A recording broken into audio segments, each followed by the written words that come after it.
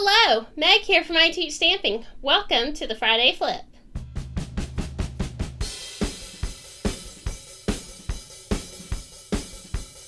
So the Friday Flip is where we take one project idea and we flip it into something completely different. So let's go ahead and get started.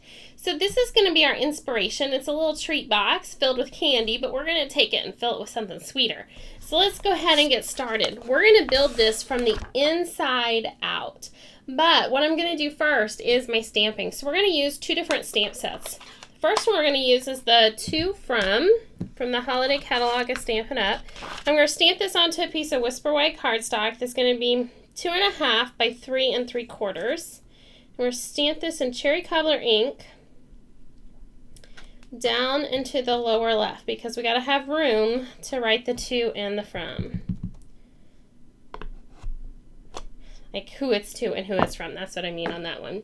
Then on just an extra piece of white cardstock, we're going to use from the Cheerful Tags, the Holiday Cheer. Again, still in Cherry Cobbler ink. We've got that. And now all of our stamping is done. So I'm going to get this nice and closed up.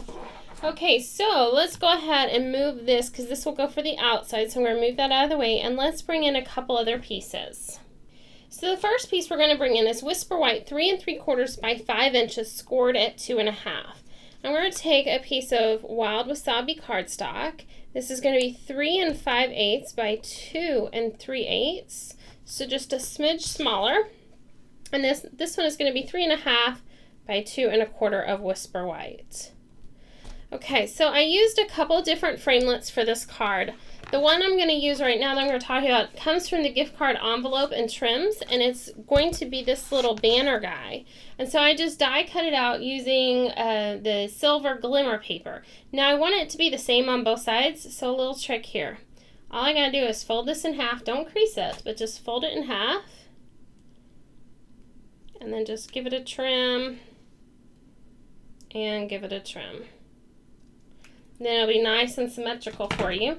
Now I prefer to use liquid glue when attaching this to things. So I'm going to go ahead and use that liquid glue, and this is going to go right across the middle of our card.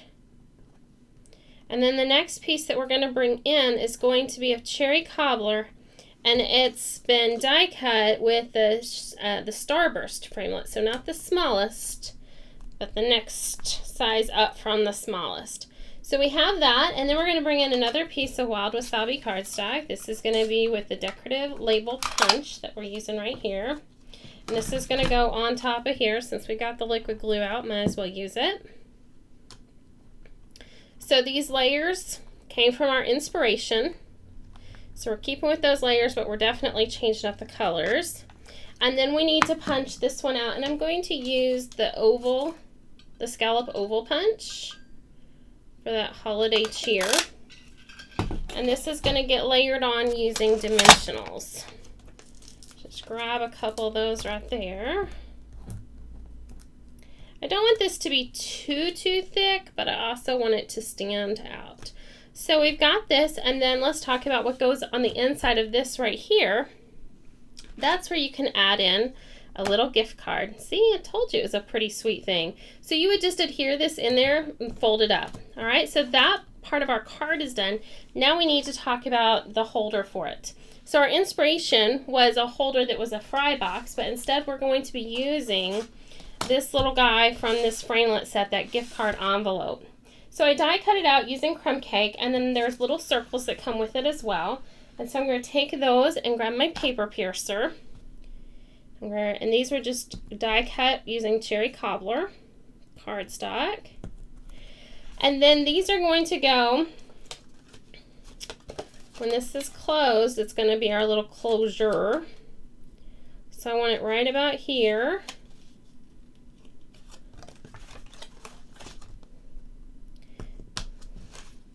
And that's going to be right about 1 inch up.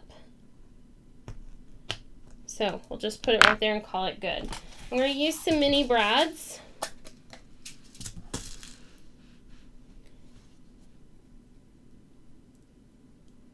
Ugh, didn't poke my hole big enough, I don't think. That's all right. That's an easy fix.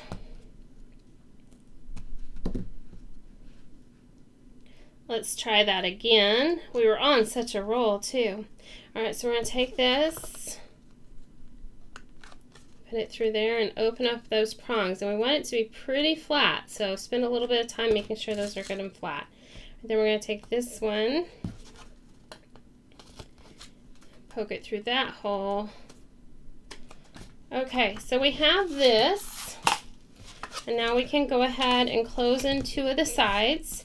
And before we go any further, let's finish decorating out the front of it.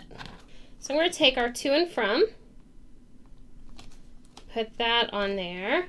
All right, from here we're going to bring in that cherry cobbler wide striped ribbon. Actually, what we need to do next is go ahead and get this tied up. So I would attach this in like so. Just use some regular adhesive and drop it into our little gift card holder. Then the next thing we're going to do is bring in some white baker's twine. We're going to start it around one. Well, I didn't mean to start around both of them, but it went with it, so why not? So we're going to have this on the back, and then we're going to take some of this fabulous cherry ribbon. And it's going to seem pretty wide. Just trust me on this one. We're going to tie. We can adjust it when we're done. We're going to tie a double knot. We're pull straight out to the side. And we're going to get it into position. So I'm just going to slide it up, slide it over. Then we can just trim and trim. And just like that, we have our fabulous gift card. So I'm going to slide this. I shouldn't have put the card in there, but anyway, you saw it. You saw the card. So let's bring back in that inspiration.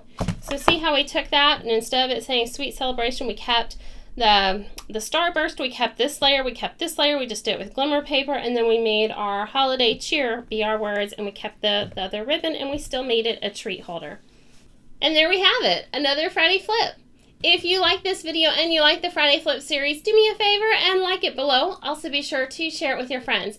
Then head on over to the I Teach Stamping blog. You can find all the supplies used to make this project listed right there. Again, I'm Meg from I Teach Stamping, and have a great day.